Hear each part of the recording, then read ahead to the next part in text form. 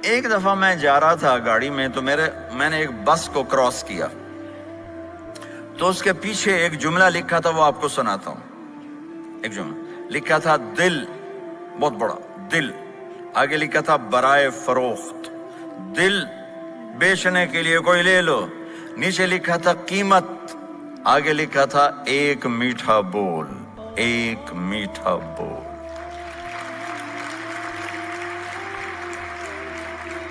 آپ ایک میٹھا بول بولنا سیکھ لو، اولاد کے لیے، اولاد ماں باپ کے لیے، بھائی بھائی کے لیے، بہن بہن کے لیے، ماں بچوں کے لیے، بچے ماں باپ کے لیے، خاوند بیوی کے لیے، بیوی خاوند کے لیے۔ اللہ کی قسم ان کا گھر خوبصورت ہو جائے گا، آباد ہو جائے گا۔ یہ میرے نبی کی ایک زندگی ہے، مختصر سا میں نے بتا دیا ہے۔ ٹائم تو پورا جب ہوگا جب اللہ بلائے گا، لیکن آ رہا یہ سوالوں نے کہا پورا ہو گیا۔ جمعۃ المبارک کے دن کثرت کے ساتھ درود پڑھنے کی ترغیب دی گئی ہے اور فرمایا اس دن فرشتے حاضر ہوتے ہیں۔ تو یہ وہ وظیفہ ہے جس سے تھکن نہیں ہوتی، یہ وہ وظیفہ ہے جس سے طبیعت میں تلخی نہیں آتی۔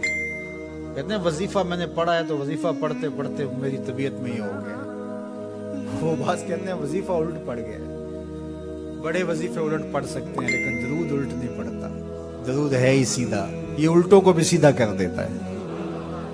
وہ شخص جس کو کسی عورت نے دعوت گناہ دی اور وہ صاحب منصب تھی، صاحب جمال تھی، اور اس نے یہ کہہ کے یہ خواہش، یہ آرزو مسترد کر دی، انی خوف اللہ۔ اسی طرح کوئی عورت ہے تو اس نے اپنے تقدس کی حفاظت کی، اپنی آبرو پہ پہرا دیا اور کسی پیشکش کو ٹھکرا دیا، تو فرمایا قیامت کے دن جب کوئی سایہ نہیں ہوگا، اللہ اسے بھی اپنے عرش کا ٹھنڈا سایہ دے گا۔ کیمرہ مین جلدی فوکس کرو۔ یا اللہ پاک، آج جمعے کا دن ہے، قسمت والے ہوں گے وہ ہاتھ جو کمنٹ میں اللہ لکھیں گے اور اس ویڈیو کو 3 لوگوں تک شیئر کریں گے۔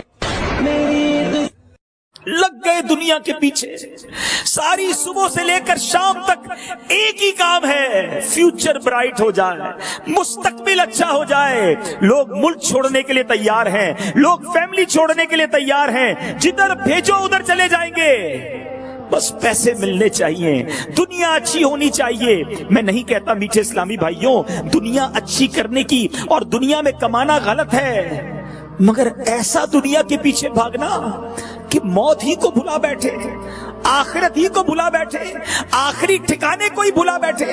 آج لوگوں کا شیڈیول دیکھیں، صبح سے رات تک جدول دیکھیں تو بریک فاسٹ ٹائم ہے، لنچ ٹائم ہے، ڈنر ٹائم ہے، ناشتہ کرنے کا وقت ہے، دوپہر کا کھانا کھانے کا وقت ہے، رات کھانے کا وقت ہے، آفس جانے کا وقت ہے، اسکول جانے کا وقت ہے، کالج جانے کا وقت ہے، شام دوستوں پہ بیٹھنے کا وقت ہے، رات فیملی کے ساتھ بیٹھنے کا وقت ہے، ٹی وی دیکھنے کا وقت ہے، کچھ لوگوں کو جان کی بڑی فکر ہے، واکنگ کرنے کا وقت ہے، جم میں جانے کا ٹائم ہے۔ یہ سارے ٹائم تم نے بنا لیے، اس پورے شیڈول میں نماز کا وقت کہاں ہے؟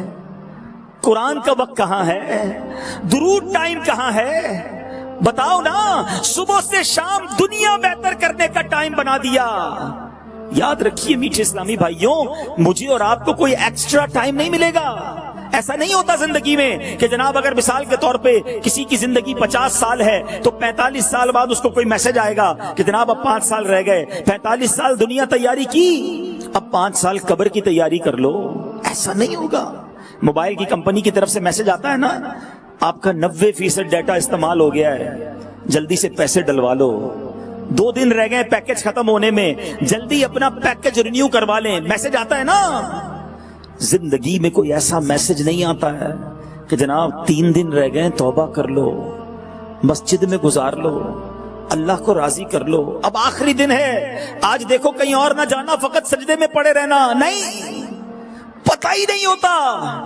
انسان صبح گھر سے نکلتا ہے اور کہہ کر جاتا ہے کہ یہ والا کھانا بنانا شام آ کر کھاؤں گا, یہ والے کپڑے استری کر کے رکھنا میں رات آ کر دوستوں میں جانا یہ والے کپڑے پہنوں گا.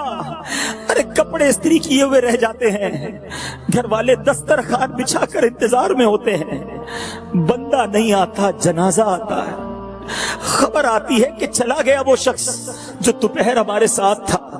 آپ نے نہیں سنے یہ واقعات, یہ ساری باتیں ہمارے سامنے سے لوگ اٹھتے جا رہے ہیں, ہمارے رشتہ داروں میں لوگ اٹھتے جا رہے ہیں. کتنے لوگ ہیں جن سے آج ملنا ہو تو قبرستان جانا پڑتا ہے.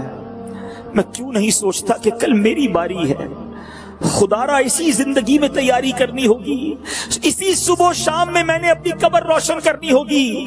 اے فیوچر برائٹ کی فکر میں زندگی گزارنے والوں, فیوچر برائٹ ہو جائے اس کی فکر ہے, گریو برائٹ ہو جائے, قبر روشن ہو جائے اس کی فکر کب. سب سے پہلے یہ ویڈیو دیکھیں. ارے ماں باپ کی خوشی کے بغیر شہادت پر بھی جنت نہیں ملتی, تو ماں باپ کی خوشیوں کے بغیر شادی کرنے والوں کو خوشیاں کیسے ملے گی؟ ماں باپ کو چھوڑ کر الگ گھر بسانے والوں کو خوشیاں کیسے ملے گی؟ کہاں ہے آج کے میرے جوان اور آج کل کی خواتین بھی, نوجوان لڑکیاں بھی گھر میں 6 مہینہ 4 مہینہ رہتی ہے اور پھر کہتی ہے اگر آپ کو میرے ساتھ رہنا ہے تو تمہارے ماں باپ کے ساتھ میں رہنا نہیں چاہتی, اور پھر وہ جورو کا غلام اپنی بیوی کی خاطر اپنے ماں باپ کو چھوڑ دیتا ہے. اللہ کے رسول فرماتے ہیں جو اپنی بیوی کو اپنی ماں پہ ترجیح دے اللہ نے اس پہ جنت کی خوشبو بھی حرام کر دی ہے, نہ اس کا فرض قبول ہے نہ اس کا نفل قبول ہے. حضرت ابن مسعود رضی اللہ تعالی عنہ فرماتے ہیں جب تم میں سے کوئی اللہ عز و جل سے کسی چیز کو طلب کرنے کا ارادہ کرے تو پہلے اس کی مدح و ثنا کرے, اس کی ایسی مدح و ثنا کرے جو اس کی شان کے لائق ہو, پھر نبی پاک علیہ الصلوۃ والسلام پر درود بھیجے, اس کے بعد دعا مانگے. اس طرح وہ کامیاب ہونے اور مقصد کو حاصل کرنے کے قابل ہوگا. یعنی جب بھی دعا کرنی ہے اللہ کی حمد و ثنا کریں, نبی پاک پر درود پڑھیں, پھر دعا مانگیں. آپ نے دیکھا ہوگا ہمارے علماء مسجدوں کے ائمہ بڑا پیارا انداز ہوتا ہے دعا کا.